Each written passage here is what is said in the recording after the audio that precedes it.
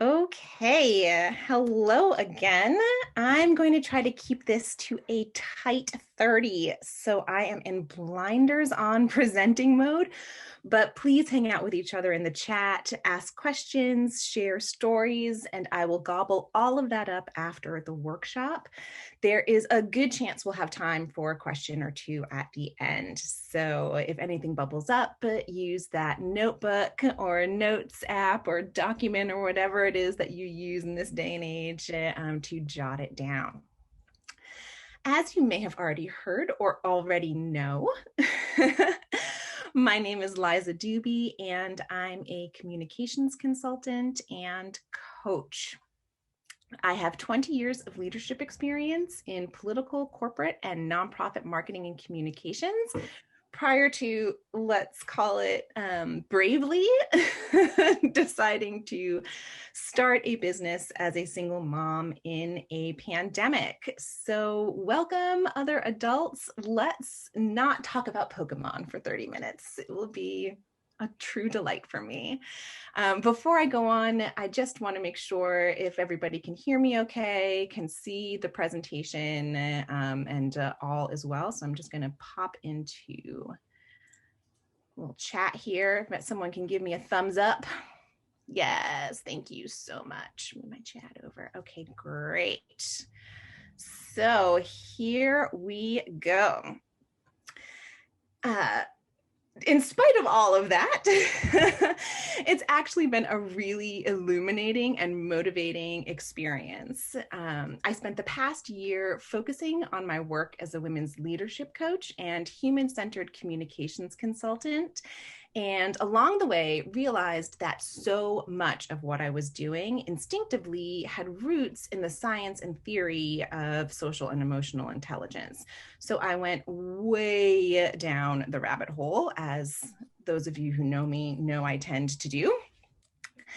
I'm really excited to share with you a part of that work in today's workshop.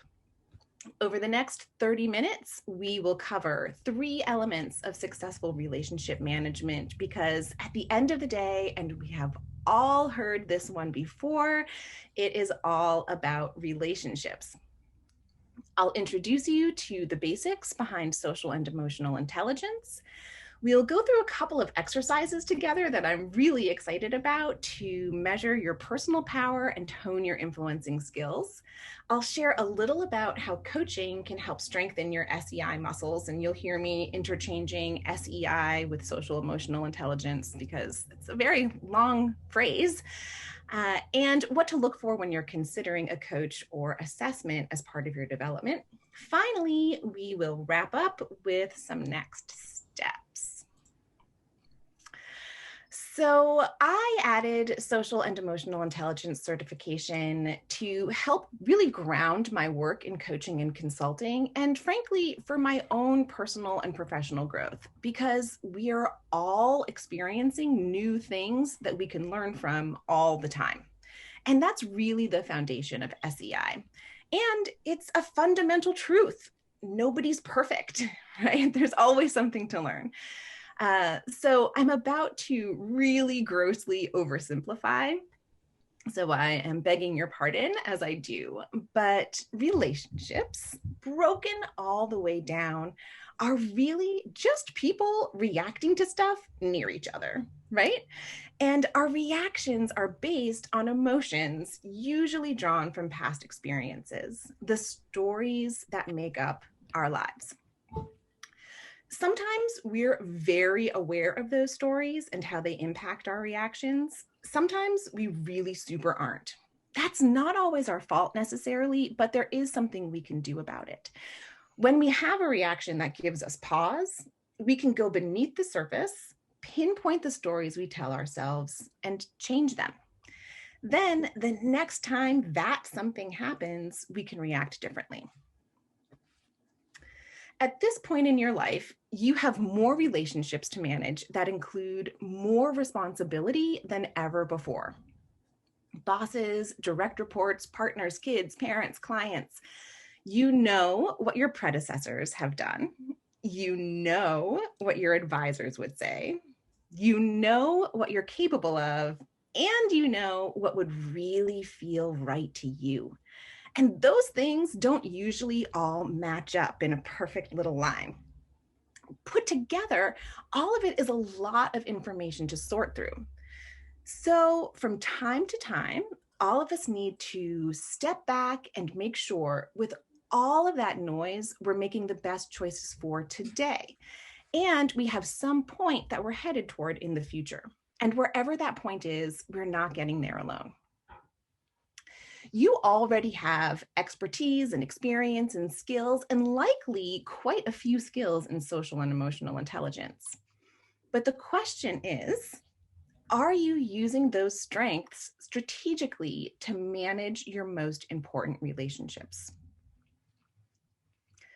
Social and emotional intelligence is a muscle you can choose to flex when you're struggling with a direct report or boss, cycling through behaviors you wish you could change, or summoning up the courage to make a major decision. For today, let's zero in on one of the big ideas behind all of this work: personal power. What is it? Do you have it? How do you know? Right? So get out a notebook or whatever you can jot a few numbers down on. It is quiz time. I'm going to read 10 statements. For each statement, give yourself a score from 1 to 10 points, with 1 being I never feel this way, and 10 being I feel this way all the time. Remember, always means always and never means never. Ready? Okay, here we go. 1 is I never feel this way. 10 is I feel this way all the time. I am fully aware of my professional strengths and weaknesses. I am in full control of my life. I know what I want, and I go after it. I understand and respect myself. I can make things happen. I have the ability to get what I want. I am decisive. I can make decisions despite uncertainties and ambiguity.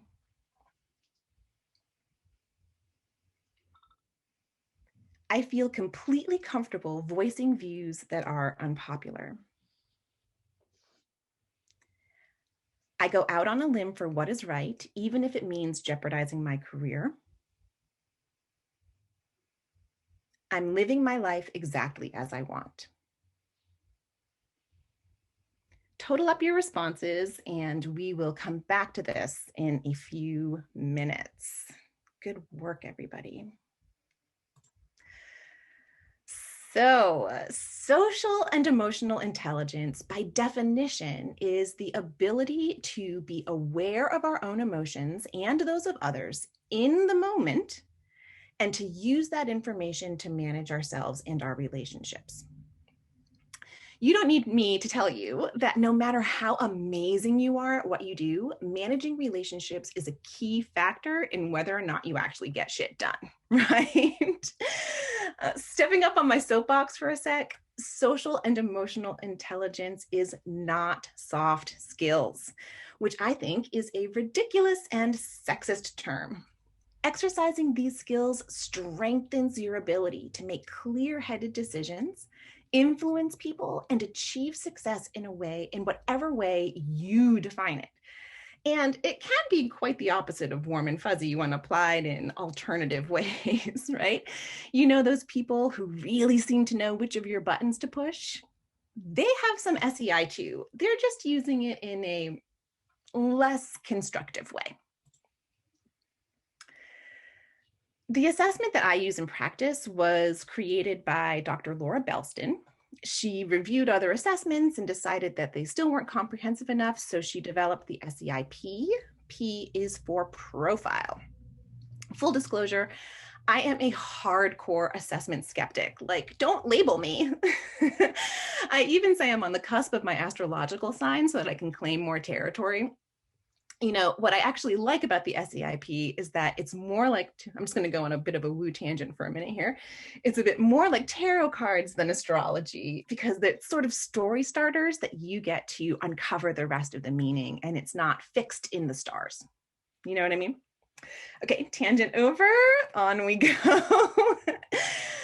This particular test divides 26 individual competencies like achievement drive, um, stress management, and building trust into 4 quadrants: self, others, awareness, management. But I prefer this vertical perspective here to start off with. Personal competence that consists of self-awareness and self-management, and social competence that consists of other awareness and relationship management. I've come to sort of see that folks tend to really identify with strengths in one side or the other side, and often don't see where those things really meet. And that's something that's a really fun part of this work, is putting all of those pieces together. But with 26 different SEI levers to pull and a lifetime of relationships, what I really like about the SEIP process is its endless flexibility. So when you take the SEIP, your profile gives you a visual where you of where you think you have strengths and areas of growth, and a handful of thoughts about each as a starting point for your own SEI journey. Having strengths in individual areas of social and emotional intelligence is only part of the equation. And it isn't necessary to be exceptional across the board in order to use it strategically, which is what really matters. So keep that in mind. You don't need to be a perfectly emotionally intelligent person to use emotional intelligence strategically and well. So here we are, back at your personal power quiz. People with high personal power are catalysts, movers, and initiators who don't hesitate to take on controversial issues and stand up for what they believe in when facing opposition and disagreement. Think about who comes to mind for you when you hear that description. Put even more simply, personal power is the degree to which you believe you can meet life's challenges and live the life you choose. It's not the only determinant, but it seems like an important one, right? Since there were 10 statements in the quiz rated up to 10, the highest score possible, obviously, here is 100. If you scored between 61 and 90, imagine yourself in the moderate personal power range. That means you're positioned right along with most folks. If you scored 60 or lower, don't panic. This is just one little quiz representing how you see one small slice of what you bring to the table right now. So here's where you add a little curiosity. What this might be showing you is part of the reason why things feel so overwhelming so often, for example. Personal power is a good indicator of how in control of your life you feel. One way or the other, a score like this is just a number on the page. What you do with it next is where it gets interesting. So let's look at your score and ask yourself a few questions, and feel free to share responses with each other in the chat. First, are you surprised by your score, for better or for worse, or did it confirm what you would have guessed? Did you look at that score and say, yes, I am three quarters of the way to my full personal power potential? Or was there something that was surprising for you there? If you could choose one thing to focus on in this description of personal power, what would it be? If there was one thing that you could start to think about next week and focus on, what would that one thing be? Maybe it's being more aware of your strengths and weaknesses, and you choose to start by revamping your resume with your latest wins, or being decisive despite ambiguity, and you're finally going to make that decision you've been putting off until the perfect moment. Take a moment and think of one here and write it down, and of course, feel free to share. Where would you start? One way to grow confidence in personal power while tapping into other SEI strengths is by honing your influencing skills.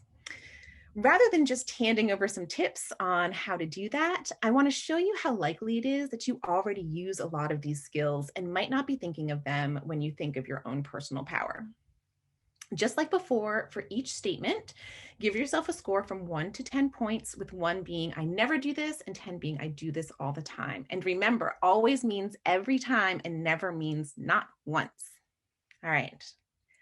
Get your number 2 pencils out. Here we go. I get others to participate in decisions and changes. I use logic, facts, and data, particularly when the person I'm talking to likes facts and data. I build enthusiasm by appealing to other people's emotions, ideals, or values. I know my allies and enlist others in supporting my efforts to influence. When trying to make things happen, I plan my communications before I take action. I ask for the help I need. I make an effort to understand the positions and possible objections of the people I'm trying to influence. I develop and nurture relationships with people at every level, regardless of their potential to influence my current goals. I use stories to inspire, motivate, and mobilize. I express gratitude for support. Add up your score, and I'm going to assume that you're slightly faster at adding up 10 numbers than I ever seem to be. So I'll only jabber on for a moment while you do your math. Any surprises? Any ahas for you there?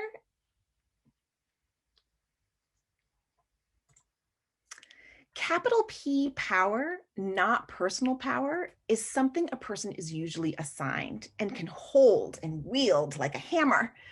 It exists as part of a structure. Influence is something you can use, no matter the structure or where you are in it. Sometimes creating enough collective power to change the structure itself, which is a little shout out to any grassroots organizers that might be out there.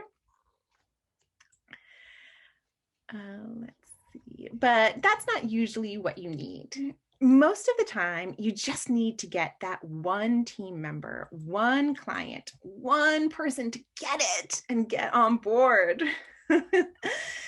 As a writing prompt for later, I want you to jot this down in your notes. Think of one time you realized you were influencing people when you weren't trying to.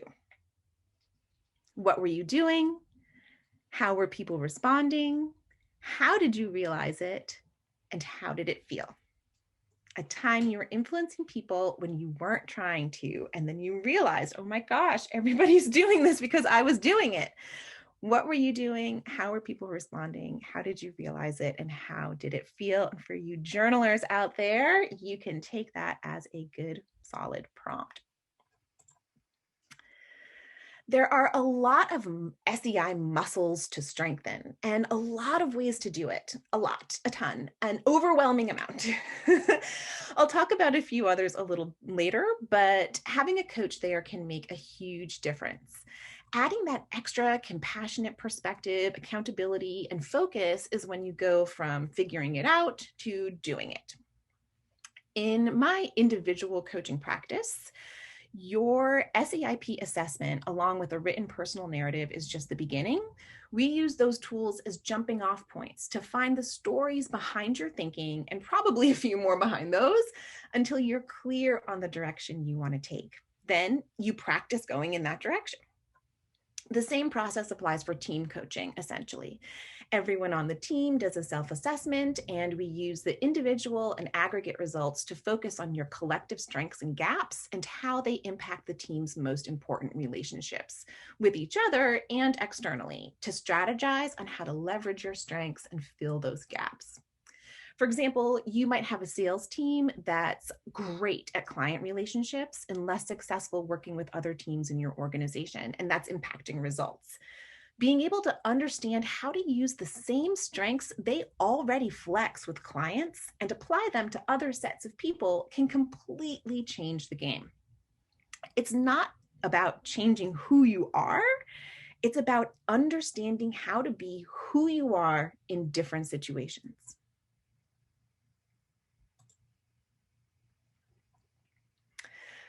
Learning to grow your SEI should take you on a journey.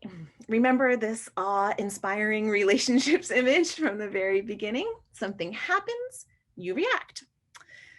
Let's use individual coaching to develop SEI for an example. We would start right there at one reaction, aiming for personal and social awareness, going through your stories to gain rational and emotional understanding, one something happens at a time, until you find ways to use your strengths to make thoughtful, lasting shifts in your approach so that changes start to happen naturally and stick.